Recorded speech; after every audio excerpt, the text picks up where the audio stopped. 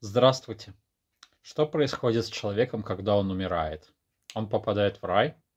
Он попадает в ад? Нет, конечно.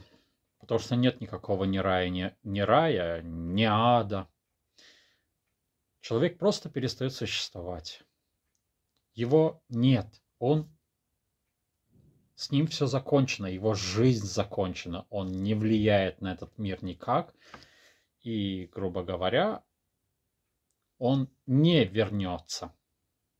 Он не воскреснет. Он не попадает в рай, он не попадает в ад, он просто умирает. Его нет и точка. Именно это боятся признать христиане и всячески бегают от того, чтобы это признавать.